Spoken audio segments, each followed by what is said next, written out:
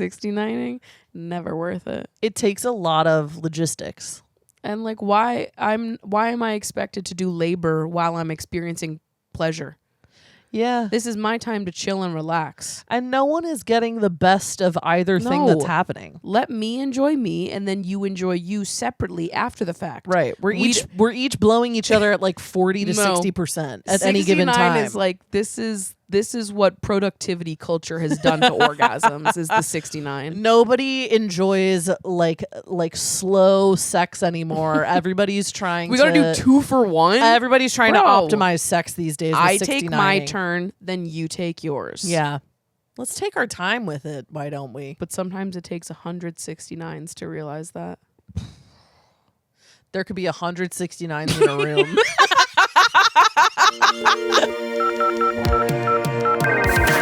Dude, where are you? Pick up your phone. I'm going to a summer party tonight, and you're obviously invited, so call me back. Okay, love you. Bye.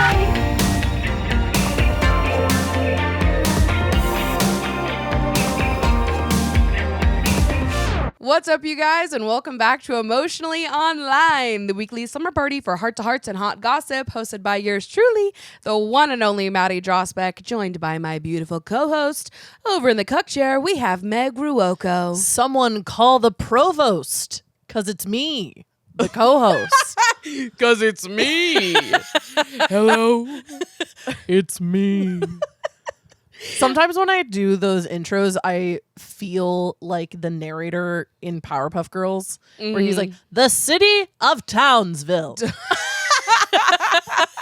That's kind of how I feel announcing myself as the co-host. No, And that's good. That's how it should feel. Yeah. Yeah. I'm watching Girls for the first time right now. This is such a beautiful journey you're on. It's all I can think about. I just look forward to the end of the day when I get to sit in this very spot and watch a couple episodes. Yeah. I binged like all of season 1 when I was on a plane. And then it took me, Whoa. all of season 1. It was when I was flying from London to Tampa. Oh. And so they had all of season 1. So I was like, I guess I'm going to watch it. That's a crazy place to watch all of Girls season 1. And so once I came back from all the traveling in June, it took me a second to get back into it. Now I'm like midway through season 3. Mm-hmm. So I'm like kind of at the halfway point. Yeah. And I've started to ask myself, as I know that many other people ask themselves, like, which girl do I resonate with the most? Yeah. And I haven't really indulged in what the cultural conversation around this is, or like what people's greater opinions on like who constitutes as being like which girl archetype. Yeah. I know that you've watched Girls, so I've watched Girls. Interested to hear your perspective. Yes. But based on where I am now in the show and my perception of the characters, I feel that I am a true mix. Interesting. Okay, of who? Between Marnie and Hannah. Yep. Totally understand that. I totally And see sometimes I connect with Shoshana. Yeah. I rarely connect with Jessa. Oh, yeah. No. But I feel that I am like a true mix between Marnie and Hannah. Yeah. And I could call out all the specific reasons why. And I would love for you to do that right now. Wait, who would your answer be? Well, here's what's tough is because I never really thought about it too much when I was watching Girls because I was like, I don't actually know if I would like to think about which type of which girl I am. I took the quiz and I believe that I was like 78% Marnie. Okay. Which I was like, okay, yeah, that makes sense. Yeah. Like we're all gonna hate a girl for, expressing herself creatively or whatever the Completely. fuck. I just saw that episode like 2 nights ago. I mean, it's an incredible. It's an incredible. Every episode, you're just like, wow. It really gives context as to why people just kind of let Lena Dunham do whatever the fuck she wants, because it's like, well, you made Girls. Totally brilliant mind on that woman. So really brilliant mind on that woman. But honestly, I think I might be a mix between Marnie and Shosh.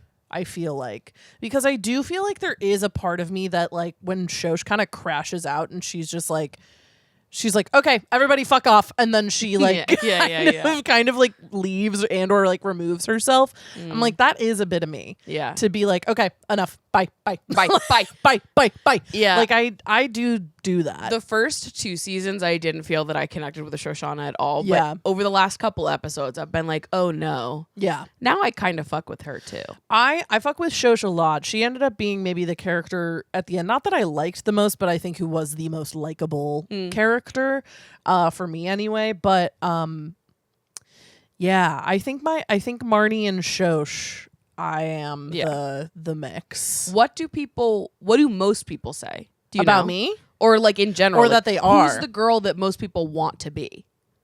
I think most people want to be Shosh. Really? I maybe I'm wrong, but I do think that most people want to be Shosh. Interesting. Shout out in the comments if I'm wrong. Yeah. Like because I feel like I had heard discourse before, back when this meant nothing to me, so I didn't internalize any of it. Right. About like everybody thinking that they are one character, or that's the character that people want to be, but in reality they are something else. Yeah. I assumed that character was Jessa.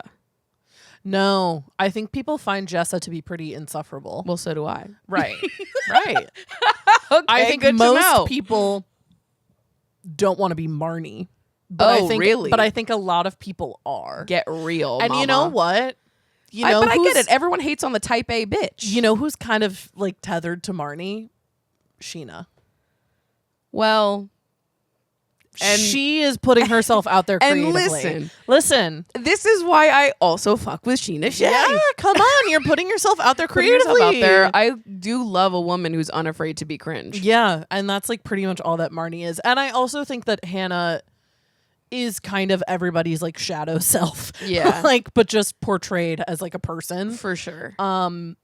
Which I really but admire. I love her like freedom. Oh, yes. Like she just has such a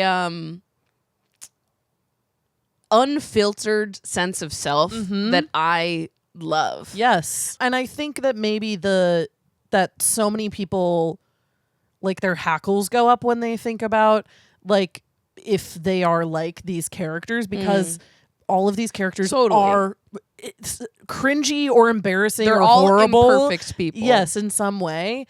And also, I think it's like a really important reflection. That's also of, like the human experience. Yes. Like, yeah, we do relate to these. Yes. To these girls. and it's like kind of a time capsule in a way, where like it's all of these girls who are in, you know, the like 2010s who are figuring themselves out. I love the costuming on that show, that Hannah is always wearing some outfit that doesn't quite fit her right. I know. I was just reading some interview that Lena Dunham did about that. Yeah, the costuming is incredible. I agree. I love that, like, I honestly love that she's like naked a lot of the time, and that there's just this like unapologetic, like, this is my body and I'm not trying to do anything with it. It's just here. Right.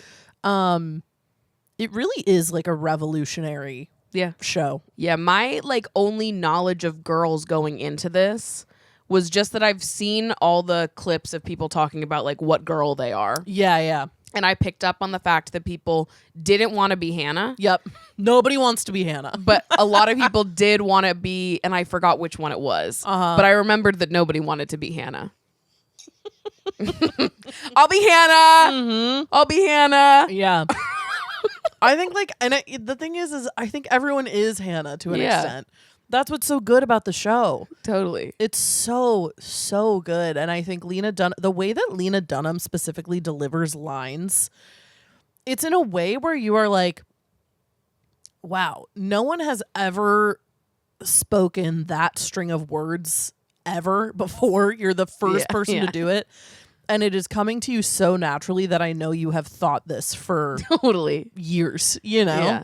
Well, I really love people who, and this is like a character trait that I've always admired in others. And I wish that I embodied this more, honestly.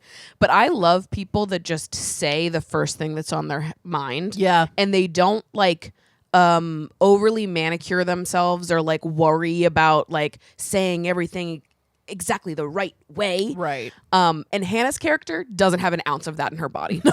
Hannah's character says the first thing that comes to her brain to like her own detriment. Yes. It's like so far in that direction. Yes. But it's a trait that I still admire. Like even when people are like, they probably should think before they speak more, I still love when people are like that. Yeah. Particularly if they carry that trait and they also carry the ability to like course correct without becoming too hard on themselves and just be like, oh, my bad. And then move Right. on with it. I love those people. Yeah. I just appreciate someone who is unafraid to be wrong. Yeah. There's so much beauty in that to me. And there's a beauty to Hannah's character too, in that when she speaks, she never thinks she's wrong. Yeah. I love it. That's like what's so beautiful too, that she's like, she doesn't even consider it to be like, oh, should I censor myself? She's Right. like, well, obviously she it's, doesn't the have it answer's at all. this. And that to me is like, that's an admirable quality to me. Yeah. It's imperfect, but I love people that are just so unapologetic. They don't think twice about it. Yeah. They just are so themselves that they can't help but to speak the first sentence that enters their brain. Yeah, I agree. And I really love watching shows about like women hanging out in New York. Yeah. Like I really loved watching Sex and the City before watching Girls, before watching Broad City. I just started watching Broad City all the way through for the first time, and like that entire show is about women hanging out. And it's really fascinating to watch these groups of women at different points in time, specifically in New York. Yeah. And the tones of each show and how the pendulum kind of swings with that. Like Sex and the City was very like optimistic. It's very lighthearted and kind of like frothy and fun. Girls feels a lot more intense. The stakes feel way higher. They're coming out of like the 2008 economic depression. Yeah. And there is this like grittiness to it. It's no martinis after work. It's like everyone is jobless and everything in their lives are broken. Yeah. And then like Broad City is like, yeah, everyone, they're still poor, but there's kind of this like hope in the air when they start the show, because like Obama is president and everyone's really excited about that, and there's this kind of like feminism element to it. And then as the show goes on and like when Trump gets elected, the kind of like downturn of that as well. It just is really it's like a fascinating study of the city and also women in response to like their social set of circumstances around them. Yeah. And I just love watching every single one of these shows so much. It feels like almost anthropological to me. Yeah. And I'm like, yeah, that's me. And at times I do feel like I'm in an episode of Sex and the City. And at times I do feel like I'm in an episode of Girls. And at times I do feel like I'm in Broad City. Anytime I'm commuting anywhere, I'm in an episode of Broad City. I've never seen Sex and the City or Broad City. Oh my God, Maddie, you're in for such a treat. Sex and the City, I mean, obviously there are parts of it that are absolutely dated and you're like, whoa, that was weirdly transphobic, you know? Yeah. But Sex and the City is, I mean, another just absolutely phenomenal show and so poignant, and it still feels really accessible even now, like 30 years later. And Broad City, I mean, again, I'm holding off watching the last episode because I'm sad. I don't want it to be over. Broad City it's really sweet. And it's also, I think in a way also like unflinching about what it is to kind of like be a woman in New York. Yeah. In similar ways that Girls is. With this added element of like kind of comedic magical realism that captures what I feel is kind of how it feels to live in New York. Interesting. That the city is like magic in a way. Yeah. And I think that they capture that really well. I started watching Broad City when I think I was too young, because I started watching it and I was like, why can these women never get anything done? And I was like, like nothing ever happens in any episode, because everything always gets derailed. But I like really appreciate that now. Yeah. Especially having lived in New York, that like one of the very first episodes is Abby, one of the main characters, has to get a package that her neighbor asked her to receive because he was out of the apartment that day. and she missed the person delivering it, so she has to go to the pickup depot. Oh, and I've she had like to do that before. me too, a million times. And she like takes a train to like a bus to a ferry, and It's like always the most inconvenient place to get to. she like ends up on like a giant my God. a deserted island. That's and it's how like, it feels. It's like a woman just sitting in a chair, and she's like, "Do you have your slip?" Like it's like That is actually the experience, though. Exact Like I experience remember of it. when I had to go pick up a package in the middle of fucking nowhere. It was like probably I think it was like in deep Brooklyn. Oh yeah. And when you're getting there, it's like a big parking lot surrounded by like a barbed wire fence. It's so scary. And it's like it looks like a meat like processing factory. Like it's the weirdest looking building. There's like so scary. one way in, and then you walk in there, and there's one woman in a folding chair that's like name and number. Yeah. It's like, how do you? Where's the package? Like, Right. in this big ass. Are you building? gonna get it? Why is it here? Where do you like, think it could is? it not have just gone to like, I don't know, my local post office or Right, something? right. Could you not have just tried again the next day? Like an access point? Oh my god. Surely there's better places to leave the package. There were straight up like 2 years where I was in like a genuine feud war with UPS because they refused to deliver to my apartment, and every day I would come home to I didn't even order anything. I would just come home to a package a slip being like, "Hey, we tried to deliver to you. We couldn't. Sorry." The amount of times that I went to the UPS depot on like the west side of New York by like the West Side Highway, but it's like where the West Side Highway stops. Like you didn't even know that it could stop, but it does. And it's like massive warehouses, and you have to walk down like block after block after block to like turn into the tiny little vestibule where there's some guy and he's just like, "I'm sorry about your package." No, it's like it's a worse place than the DMV because you're scared So the whole much worse. time. No, there's Like, it's fear. Like, There's fear. if the DMV was a horror movie, that's Yes. what these package depots are. It feels like I've never seen back rooms, but I can only imagine it's what That's what back it rooms feels like. like. Totally. It's like when my Uber like drops me off. He's like, "Are you sure Yeah. you're supposed to be here?" It's like the Uber guy's scared for you. Yeah, he's like, "You do you want me to wait here? Well, where are you going?" I'm like, "I don't fucking know either." Yeah. He's like, "Should I come in with you?" I'm like, "You wanna Yeah. adventure? Come on, let's go. Me and my Uber driver." Oh my god. So suffice to say, Girls is a great show. I'm glad Girls you're is a watching it. perfect show. And yeah, I'm so excited to finish it and see what I feel Curious after how you watching feel all about 6. the ending. Yeah. Interesting. Yeah. We'll see. We'll see. TBD. Okay. Switching gears here. Let's over to the new gear.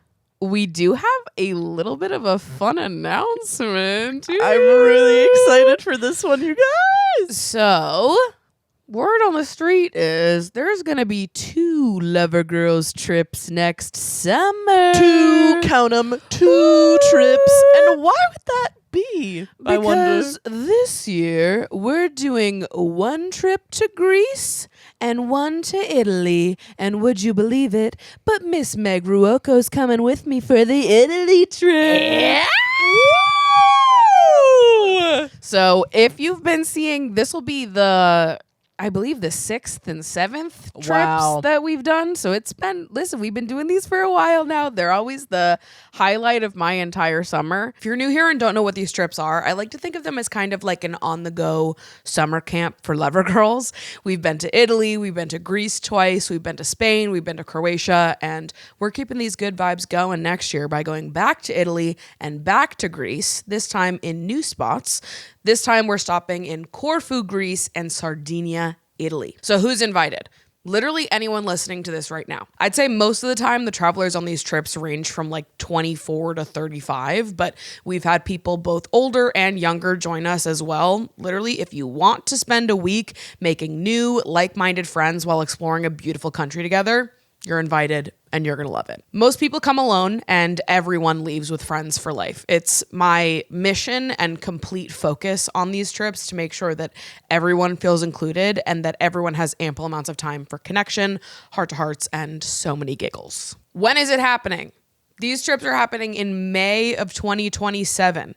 Historically, these trips have happened in June, but this year I'm moving them to May to help keep prices down in the usual range because summer travel is getting a little pricey, okay? For Greece, we're going to be going from May 3rd to May 9th. And for Italy, we'll be going from May 17th to May 23rd. And the vibes of each trip are going to be in some ways similar and in some ways different. Obviously, both of them will include all the same community building activities and workshops, but Greece is going to be more art and relaxation focused, and Italy is going to be more exploration and culture focused. For the Greece trip, we'll be staying at one resort on Corfu for the full week. It's going to be a very nice, luxurious kind of stay. We have a boat day planned. We'll be doing a Botethis ceremony, I think that's how you pronounce it, where we'll be painting pots to then shatter and bring in renewal. Oh, kind of so much fun. We also have a wine tasting planned, and I will be adding in an art workshop that I will lead where we can create and collaborate together. And for the Italy trip, which Meg will be joining me on, we're going to be making 2 stops on Sardinia. We'll also have a boat day and a wine tasting there. And we'll be doing a classic Sardinian cooking class. We'll have plenty of spare time on both trips, and you can use that for some solo recharge time, or you can spend it continuing to socialize and connect with other travelers. On these trips, I am in a constant state of putting opportunities for connection and various plans that are happening during the free periods in our group chat. So trust that you will always have recommendations on what to do and who to join, but ultimately you decide what to do in your free time. But really the vibe of these trips is about making friendships and building community. So trust that 99% of the time, people are hanging out together, but take those breaks when you need them. All of the details about these trips are located on the main trip pages on Trova Trip, which I'm going to link in the episode description down below. Please take your time to look through the pages thoroughly, what's included in the price and what isn't, so that you can make an informed choice on joining. Historically, these trips have sold out within the first 20 minutes of being live, so be sure to put yourself on the email list, which is linked on each of the Trova pages, so that you're notified the second that each trip goes live. The Italy trip will launch at 12 p.m. Eastern on August 21st, which is 1 week from the day this episode is going live, and Greece is going to launch at 12 p.m. Eastern on the 24th, which is the Monday after. When it launches, you just have to make a down payment to secure your spot. Again, all of this information is on the main trip page. If you don't snag one of the initial spots, be sure to add yourself to the wait list, because every year we do end up having cancellations and people do come off the wait list. A lot of information here, but I'm going to be doing a Q&A over on my Instagram in a few days. So if you have questions and want more information that you can't find on the Trova pages, be sure to go follow me on there. And I'll also be posting the responses on the community tab of the Emotionally Online YouTube account as well. One last thing. If you want early access, my top tier Lovergirls HQ patrons get access to the bookings an hour before launch. I have no way of knowing how many people will take advantage of that perk, or if it will sell out based on the patrons alone. I will tell you that last year, patrons got about half the spots. It didn't sell out in the Patreon presale, but they did take up a lot of those spots. Again, I have no way of knowing what it will be like this year, but if you want to extra secure your spot on the trip, join Lovergirls HQ on Patreon as a top tier patron. So stay tuned for that. And hopefully we'll see you next summer. Can't wait. Hey, yo. Bene.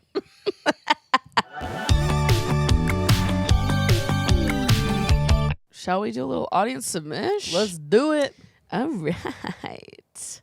Hi, Maddie and Meg. Been loving the show for a few years now, and also so thrilled to see Meg in more episodes. Woohoo. You are both a highlight of my week. Aww. I was curious about both of your perspectives on self-talk after you each make mistakes. I don't mean regarding big, ginormous scandals, but I was wondering how you coach yourselves through smaller mishaps like social faux pas and misunderstandings. As someone who wants to be empathetic, I don't set out to intentionally hurt anyone's feelings or be rude/insensitive purposefully. But of course, we are human and sometimes misspeak. Occasionally, a joke doesn't land, a tone doesn't come through correctly, etc. It happens sometimes. However, Even though I know I can't ever expect perfection of myself, and I do aim to clarify and apologize where I can, I notice that I have such a hard time exiting the negative self-talk spiral after making small mistakes like this. I know judging myself or thinking of myself unkindly after having slip-ups isn't helping me or the other person, so I want to figure out how to be gentler and process it. I also wonder if in some ways being angry at myself for an extended period of time is robbing myself of opportunities for friends to trust my intentions and vice versa. If I remain in the habit of thinking the worst of myself when I slip up, I don't want to normalize jumping to those same mean conclusions about other people when they are making honest mistakes or genuinely had no ill will. I feel like I create such a judgmental environment for myself in my head, and mistakes that lead to awkwardness or embarrassment are big triggers for that. When you slip up, what are things you each say to yourself or aim to understand about yourself so that you can get past harsh or unproductive feelings in these situations and move on to improvement without judgment? How long do you allow yourself to hold on to those kinds of emotions before putting them down and moving forward? How did you first learn to forgive yourself and lose the big fears of being misunderstood or having the worst possible conclusion drawn about yourself? Can I just say I've thought about this so often in my life. Growing up, and you could ask Ashley and she'll tell you this. Growing up, I always used to... I cannot talk today. Growing up, I always used to say that being misunderstood was my biggest fear. And honestly, I think I probably... There might even be episodes of this podcast where I've said that. I think it's only been very recently in my life that has changed. And I think that's because for so much of my life, I reacted just like this, where when I misspoke or a joke of mine didn't land or people perceived me in a way that I wasn't intending, it would ruin my week. I would think about it nonstop. I'd feel so guilty about it. I'd fear that other people thought that I was an irredeemable bad person because I made a mistake. And I would constantly go through these thought spirals where I'd be like, okay, what if I secretly am a bad person and none of the people close to me in my life are brave enough to tell me? This is why I think I have OCD, because for so long that was the thought spiral for me. Yeah. Where I would be somebody would misunderstand me, and I would process that misunderstanding by being like, oh my God, what if I really am the worst person ever? Right. And this mistake is actually an indication of a deeper truth about myself that no one in my life will tell me. Yeah. And what if this person that's misunderstood me is actually right about me? Yeah. And what if I'm wrong about myself? And I would start really going into the weeds about it. Mm-hmm. And I feel like, honestly, in part, it feels like something that I've shed with age, but also I think it's something that I've shed under constant exposure.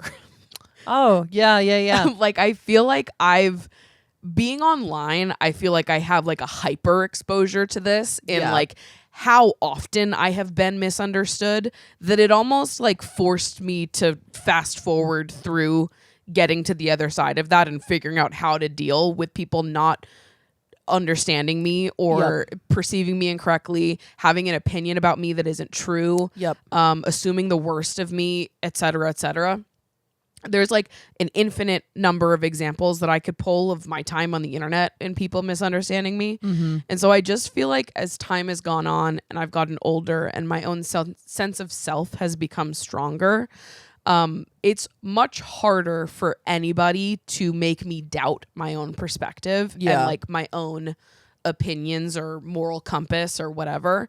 And I also have a much easier time on acknowledging or understanding how it is that somebody could have misunderstood me without being oh, and I'm the worst person ever because I could have said this sentence in this way instead of that way. And if only I had added this anecdote or this story, or I switched exactly what I said in this way. Kind of what I was talking about earlier in this episode. Yeah. I feel like that's always something that I've been chasing and wishing I cared less about massaging my words. And I do think that, it is just sort of with age and as time has gone on, I've cared less and less about these things because I trust who I am and I trust my perspective and I trust my own intentions, and I don't need every other person on the earth to validate who I am in order to know that it's the truth. Yeah. You're allowed to misunderstand me. You're allowed to be wrong about me. You're allowed to hear me make a bad joke and decide I'm a bad person because of it. Yeah. That's okay. You can think that. Because I'm the one who lives with me every single day of my life. Mm-hmm. And I understand what my intentions are and what kind of person I am. And I know that I'm always moving through life with my best foot forward. And yeah, sometimes I still do. I think particularly when I meet new people, Mm-hmm. I have a lot of social anxiety. So I feel like sometimes when I meet new people, and I'm trying to get to know someone or just like be friendly and make a joke, I often will leave that interaction being like, was I the fucking most annoying person on the face of the planet? Right. Like, Yeah. are we going to be friends or was I just fucking so annoying? Right. Who knows? And who's to say?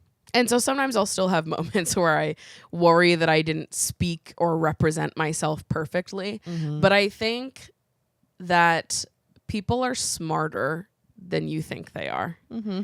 And that we should give other people more credit when it comes to being able to sit with the like imperfect experience of being alive. Yeah. In the same way that like if somebody else makes a joke that doesn't land or is a little weird, I don't think inside my head, God, they must be a horrible, annoying, weird person and I never want to talk to them again. Right. In fact, I don't even think about it at all. No. If someone has a joke that doesn't hit, well, usually I'm the type of person who's laughing at everything because I don't like it when anybody bombs in front of me.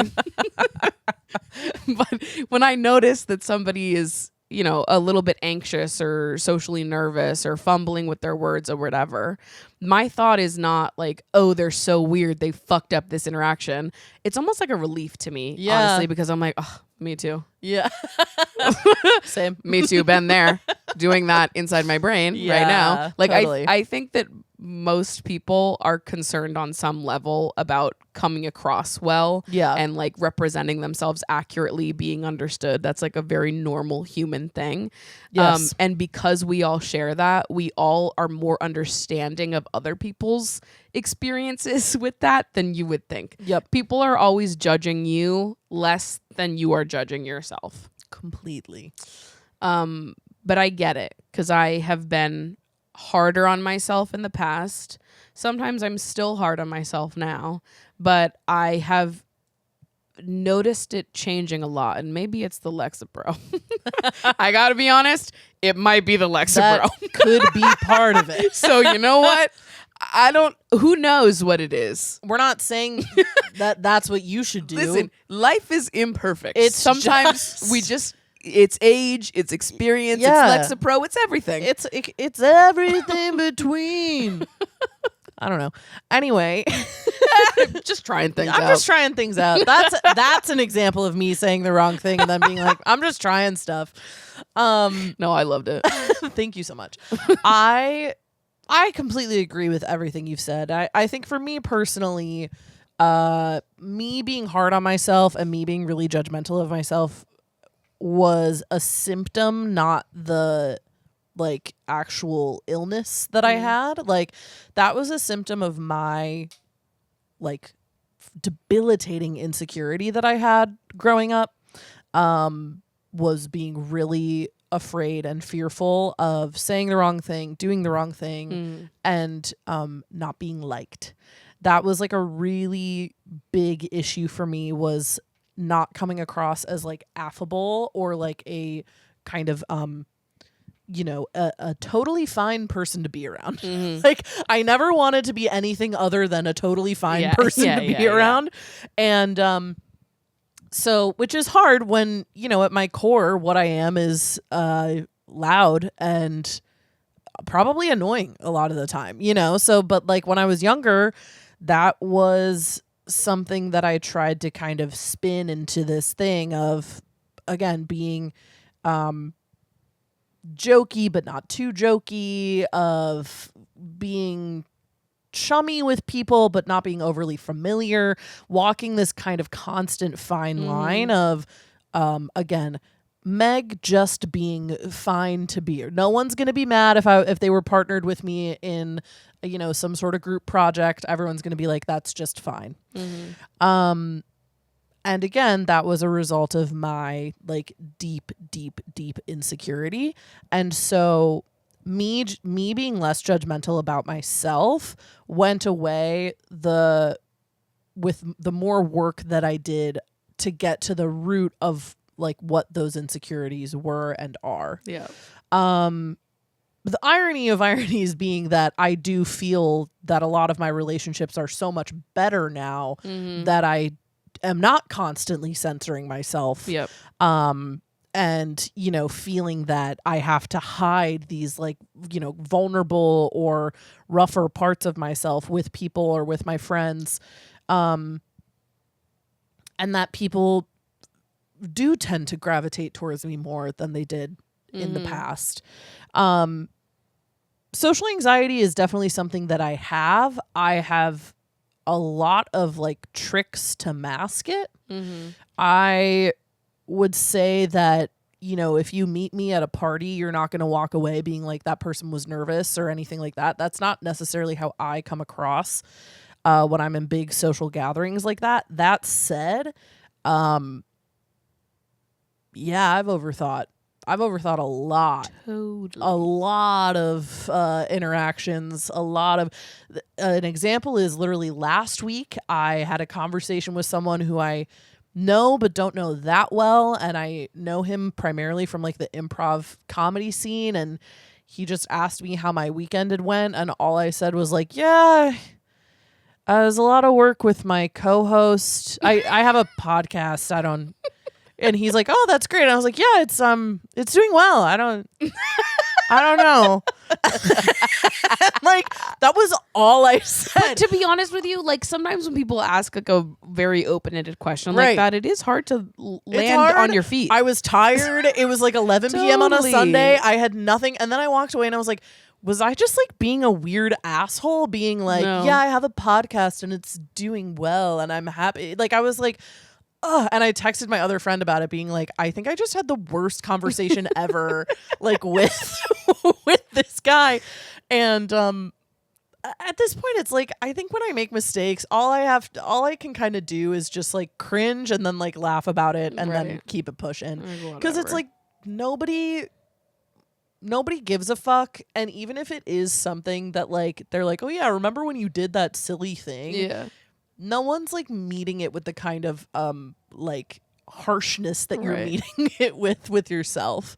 And yeah, I think that for me, Cymbalta has been major as well. So it's a myriad of things. Let's add Cymbalta to the list as well.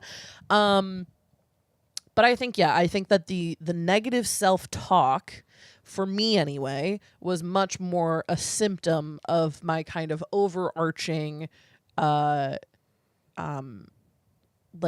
insecurity and doubt I had in myself as a person. Yeah.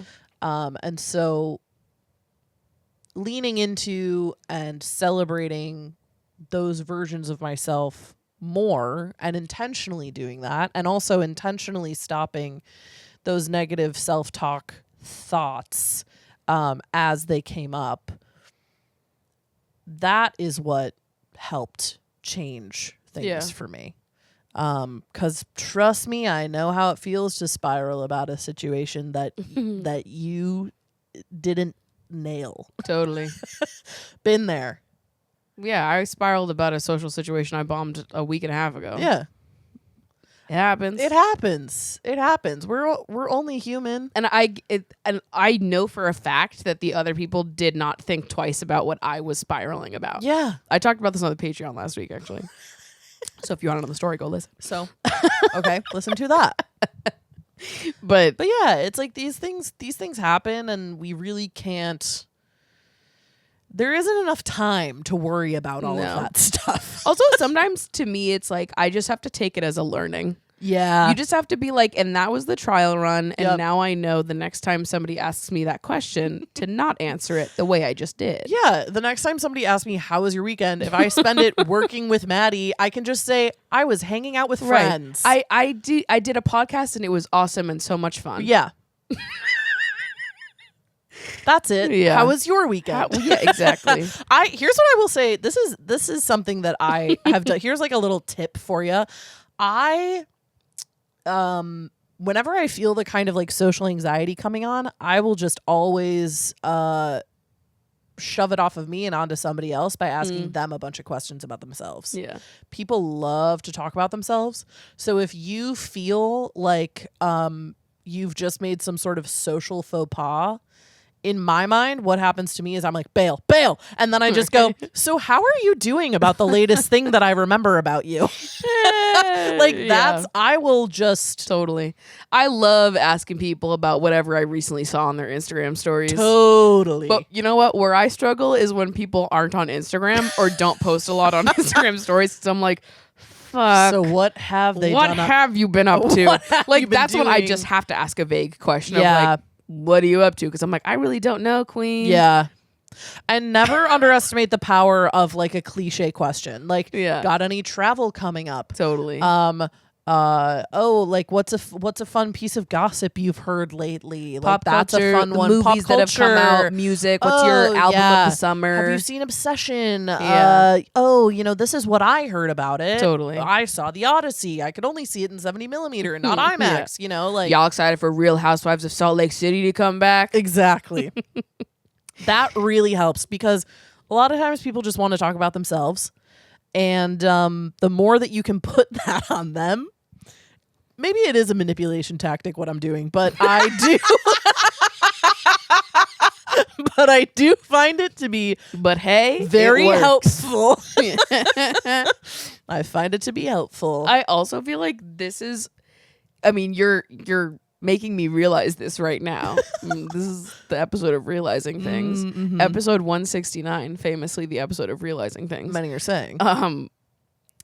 I think that recently on this show, over the last like 6 months, there have been multiple episodes where I've been like, I love bitches. I think everyone should be bitchier. Yeah. And I actually think that's a symptom of me appreciating people that don't think twice, and also embracing that you are supposed to be disliked by some people. So true. Everyone be bitchier. Embrace Yeah. that you are supposed to be disliked by some people. Yeah. Some people will not get you. Some people will think that you're a doofus and that your delivery is bad and that you are too negative. Yeah. People say that about me. Yeah. They hear passion and they go, ugh, she's so negative. Yeah. Okay, fine, bitch.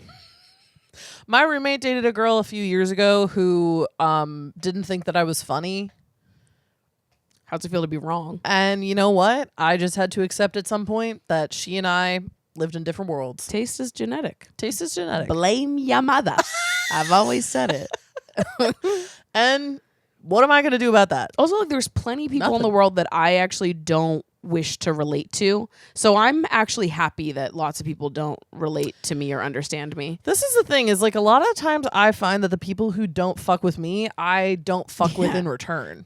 Truly, most of the time it is reciprocal. It's very Actually, truly, I can't give you one example of a time where a bitch I loved hated me. That's my thing. I'm like, is there a world where like there's someone who's like favor I'm trying to earn and they just don't fuck with my vibe at all? I don't think so. I can't think of one person. Yeah. Anybody who I don't fuck with also doesn't fuck with me and vice versa. Yeah. Completely. So that's Emotionally Online, everybody. Yeah. Episode 169. The episode of Realizing Things. 169s. Nice. Because when you do that, you realize it was never worth it. Whoa. I want to get that tattooed on my body. 69ing, never worth it. We recently did the 69th episode of the post show, and I said exactly that. It takes a lot of logistics. And like, why am I expected to do labor while I'm experiencing pleasure? Yeah. This is my time to chill and relax. And no one is getting the best of either thing that's happening. Let me enjoy me, and then you enjoy you separately after the fact. Right. We're each blowing each other at like 40 to 60% at any given time. 69 is like, this is what productivity culture has done to orgasms, is the 69. Nobody enjoys like slow sex anymore. Everybody's trying We gotta do 2 for 1. Everybody's trying to optimize sex these days. I take my turn, then you take yours. Yeah. Let's take our time with it. Why don't we? But sometimes it takes 169s to realize that.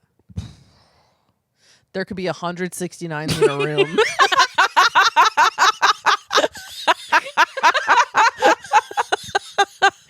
Thanks for listening, you guys. As a reminder, the Trova trip information is going to be linked below. Ooh. And if you want even more information, we're going to do a little Q&A over on Instagram in a couple days. So be sure to follow us on there. Yeah. You can follow the show at Emotionally Online Pod. You can follow me at Maddie Drosbeck. You can follow me at Meg Ruocco. And we will see you guys in next week's episode.